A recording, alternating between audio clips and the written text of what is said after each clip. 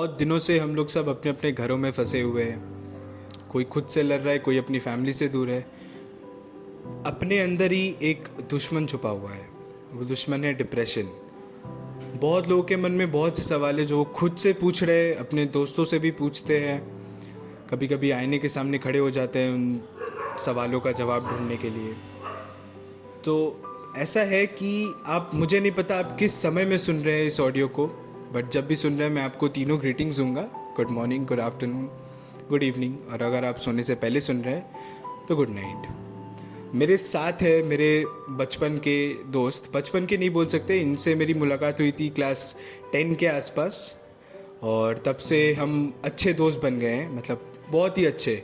हम लोगों ने साथ ही में अपना यूट्यूब चैनल स्टार्ट किया जिसमें मैं अभी वीडियो नहीं, ऑडियो जो है हम अपलोड करेंगे आपके लिए, आप लोगों के हेल्प के लिए। तो मेरे साथ है सुकांतो दास, मेरे अच्छे दोस्त, करीबी दोस्त। हम उनसे बहुत अच्छी अच्छी बातें करेंगे, आप लोगों को कुछ सीखने का मौका देंगे। आप लोग सीखिए, आप लोग समझिए कि लाइफ कोई जंग नहीं है। ज़िंदगी को एक जंग के नज़रिए से कभी देखना ही नहीं चाहिए। ज़िंदगी एक ऐसी चीज़ है जिसमें हर पल को जीना सीखना चाहिए। ऐसी होती है ज़िंदगी। ज़िंदगी बहुत खूबसूरत चीज़ है। कुछ लोग हम, मतलब हमारे सामने कुछ लोग खड़े हैं, बहुत अच्छे एग्जाम्पल बन जाएंगे। उदाहरण देख लीजिए, कोई अपनी ज़िंदगी बहुत अच्छे से जी रहा है, रोज़ पब जा रहा है, रोज़ खेलने निकल रहा है, बहुत अच्छे से जी रहा है। और कुछ लोग ऐसे हैं जो खुद से लड़ रहे हैं। खुद से लड़ना मतलब डिप्रेशन में है, घर के अंदर बैठे हैं। ऐसा होता है कि उनके पास दोस्त नहीं है अपने दिल के हालातों को शेयर करने को। उनके अंदर बहुत कुछ चल रहा है पर वो किसी को बोल नहीं पाते। तो ऐसा पहला एपिसोड अपलोड करेंगे आप लोगों के लिए। हम लोगों का एक कैजुअल कॉन्वर्सेशन होगा। जो हमारे साथ बैठे सुकांतो दास। Hello everybody. तो हम इनसे कुछ ज़्यादा मिनट का वीडियो बनाएंगे नहीं, ज़्यादा मिनट का ऑडियो ये जाएगा नहीं। 3 सवाल है, बस 3 सवाल, जिनमें हम उम्मीद करते हैं कि आपके लाइफ के सारे क्वेश्चंस के आंसर्स शायद मिल जाए। तो चलिए शुरू करते हैं। पहला सवाल है, पहले तो मैं इनसे बोलना चाहूँगा कि इनकी लव लाइफ कैसी रही है, मैं ये जानना चाहता हूँ।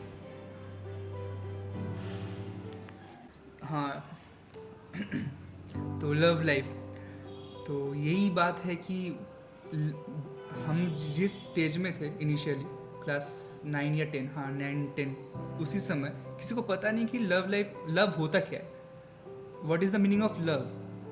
तब किसी को पता ही नहीं रहता है कि, हम लोग को पता ही नहीं था कि लव होता क्या था। हम लोग को जो पता था अट्रैक्शन, इन्फैचुएशन, इसी के बीच इंसान तब घूमता है। वही सोचता है, उसके दिमाग में वही रहती है, वो लड़की इतनी सुंदर दिखती है, उसको और कुछ दिखता नहीं है उस लड़की के अंदर या उस लड़के के अंदर। कोई कुछ वो लोग अंतर नहीं कर पाते कि उसके अंदर और क्या खूबियाँ है। कोई देखना चाहता नहीं है, दिखता नहीं हम लोग को, तो हम उसी के बीच में रहते हैं। तो क्लास 9-10 मेरे को पहला प्यार हुआ था क्लास 9 के एंड में। अब 9 के एंड में वही हुआ था हम लोग का, जैसे स्कूल में हम लोग का जब प्रेयर लाइन होता, हम लोग केंद्रीय विद्यालय से बिलोंग करते हैं। तो केंद्रीय विद्यालय में ऐसा होता था कि हम लोग का रोज़ मॉर्निंग असेंबली होता था, वहाँ पे हम लोग का प्रेयर होता था। प्रेयर लाइन में हम लोग का, इनका सेक्शन ए था, हम लोग का सेक्शन बी था। अब सेक्शन ए का पहले बॉयज़ का लाइन रहता है, फिर गर्ल्स का, फिर हम लोग का सेक्शन का बॉयज़ का, फिर गर्ल्स का। तो ए एंड बी, उसके बाद उन लोग का जो गर्ल्स का लाइन था, उन लोग के जस्ट साइड में हम लोग का बॉयज़ का लाइन था। तो वो लड़की भी सेकेंड लास्ट पोजीशन में खड़ी रहती थी, और मैं भी लास्ट के थर्ड लास्ट या फोर्थ लास्ट में मैं खड़ा रहता था। लंबा होने का यही फायदा है ना कि लास्ट में खड़े होकर आप कुछ भी कर सकते हो। कुछ भी कर सकते हो, सब कुछ देख सकते हो, पूरी दुनिया आपकी नज़रों के सामने है। तो वही उसी का फ़ायदा उठाया था। तो यही हुआ था कि मुझे अट्रैक्शन हुआ था। मैंने फिर प्रपोज किया उसको, उसने हाँ भी बोला। तो किसी न किसी कारण की वजह से बोला सही से इट डजंट वर्क। तो उसके बाद रिलेशनशिप, और उसके बाद मैं 1 साल रिलेशनशिप में नहीं रहा। मेरा वो 10 में मेरा वो रिलेशनशिप मेरा ब्रेकअप हुआ था। तो उसके बाद 11 के फिर मिड में मेरे को फिर दूसरा प्यार हो गया।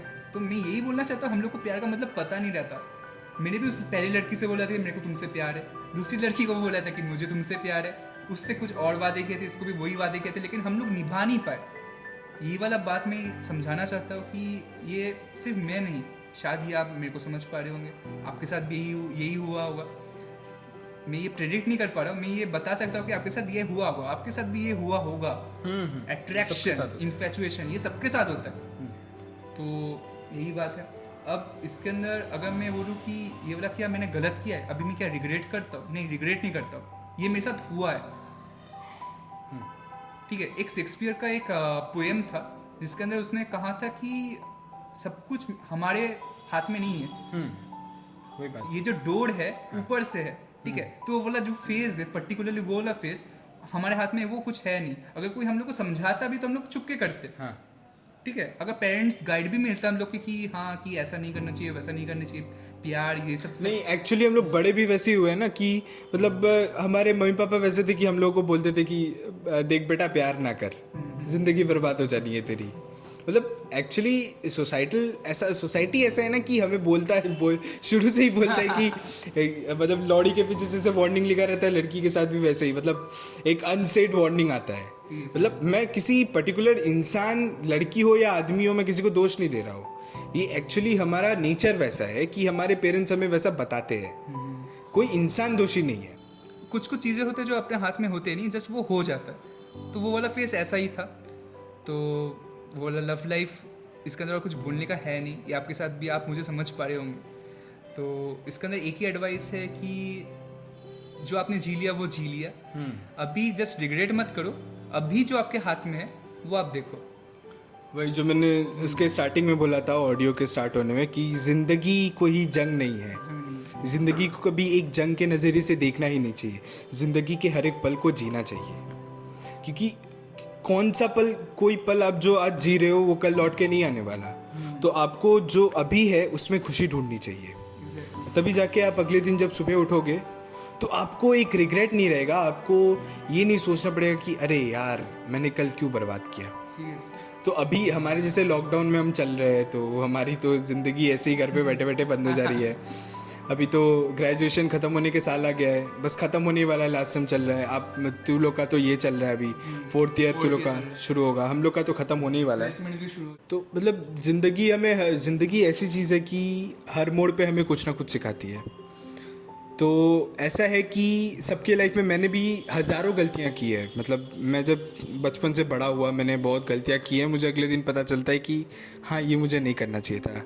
मैंने किसी को घूसा मार दिया, अगले दिन मैं सो के उठता, मैंने सोचा अरे यार क्यों मारा, बेचारे को क्यों मारा।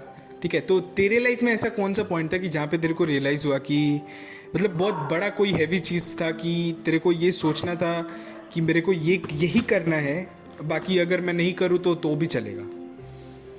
हाँ, इसका कोई स्पेसिफिक मैं रीज़न नहीं दे सकता कि मेरी लाइफ में क्या चेंज आया है, किस लिए चेंज आया है। लेकिन एक चीज़ मैं बता सकता हूँ कि हाँ, पॉइंट ऑफ इंटरेस्ट कि अब मुझे कुछ प्रोडक्टिव कुछ करना है मेरे लिए। हाँ, ठीक है, मोर देन मी, मैं सोसाइटी के लिए क्या दे सकता हूँ मैं। तो इसलिए मेरे अंदर एक ऑटोमेटिक ये चेंज आया था। ये बात है जब मैं फर्स्ट ईयर में, सेकेंड सेमेस्टर में जब मैं जस्ट उठा था, तो सब कुछ सही था कि मेरे को कुछ सोचना था। पहली बात कि मेरे को इंजीनियर नहीं बनना था। हाँ, ये गलती हो गई थी। पढ़ रहा है यार। हाँ, इंजीनियरिंग पढ़ रहा हूँ, मुझे इंजीनियर बनना नहीं था। ये भी सब कुछ अनप्लान्ड था।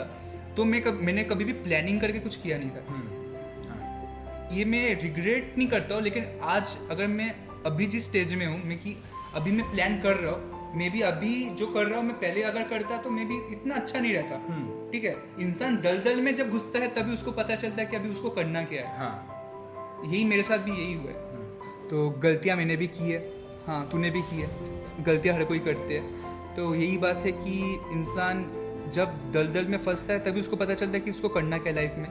तो मेरे साथ भी ऐसा ही कुछ हुआ था। मैं इंजीनियरिंग, मेरा कुछ चॉइस नहीं था इंजीनियरिंग लेना, बस मैं ले लिया था इंजीनियरिंग। अब बस मेरे पास कुछ था नहीं। सभी बोलते हैं कि साइंस के बाद इंजीनियर बनना है। हाँ। हर किसी को इंडिया में यही थॉट है कि तुमने अगर साइंस लिया है, सबसे पहला तो बहुत लोग पेरेंटल प्रेशर में आके साइंस ले लेते हैं। ठीक है, साइंस लेने के बाद उन लोग के पास 2 रास्ता दिखता है। एक्चुअली पेरेंट्स ही 2 रास्ता दिखाते हैं, बट रास्ते बहुत है, बहुत रास्ते हैं। वैसे अपने पास 2 रास्ते क्या है, इंजीनियर डॉक्टर। तो तूने इंजीनियरिंग चूज किया?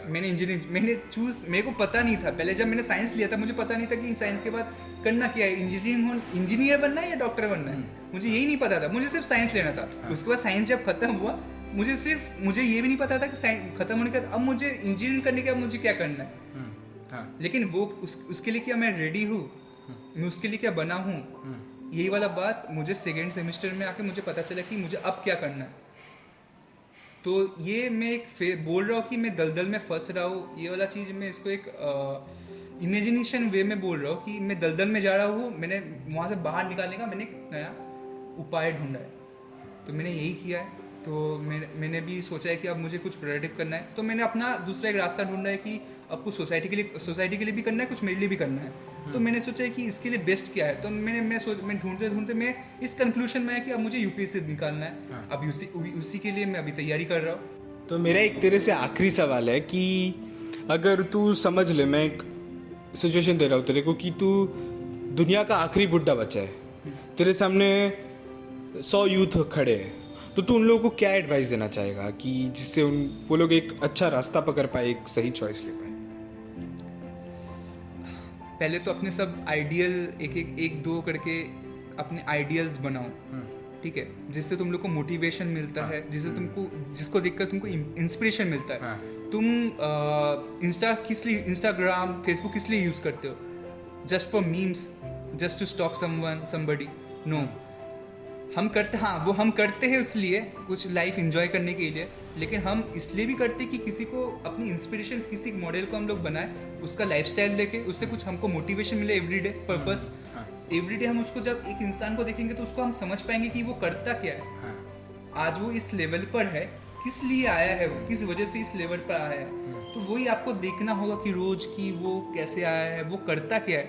हम सोचते हैं कि भाई एक सुपर हीरो बन जाता है एक कोई भी, सुपर वो बना कैसे, वो उड़ तो पाता है, एक सुपरमैन उड़ तो पाता है, लेकिन उसके पीछे का बैकग्राउंड किसी को पता नहीं है। यही बात है कि मतलब उसके लिए उतना हार्ड वर्किंग है क्या, मतलब एक आप क्रिस्टियानो रोनाल्डो को पकड़ लो, वो मेरा आइडियल है, ठीक है, लेकिन उसका आज वो क्रिस्टियानो रोनाल्डो है, उसका खुद का एक ब्रांड है, ब्रांड नेम है, वो आज इस मुकाम पे आया है, किस लिए आया है, वो कैसे आया है, उसका पीछे जो हार्ड वर्किंग है।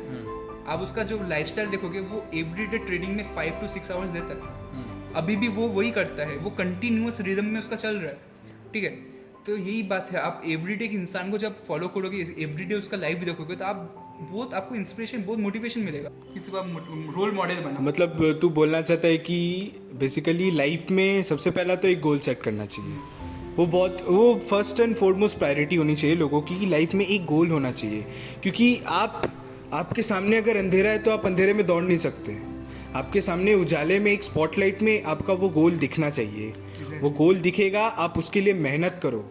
और अगर आप किसी को फॉलो भी कर रहे हो ना, तो ऐसा है कि उसके पास बहुत अपॉर्चुनिटीज़ है, आपके पास नहीं है, तो ऐसा ये मत समझो कि यार उसके पास अपॉर्चुनिटीज़ है, मेरे पास नहीं है, तो मैं ऐसे कैसे करूँगा, नहीं। और एक चीज़ बोलना है मेरे को, तो आपको गोल तो सेट करना ही है, गोल के सेट करने के बाद कुछ स्ट्रैटेजीज होते हैं उस गोल को, मुकाम को हासिल करने के लिए।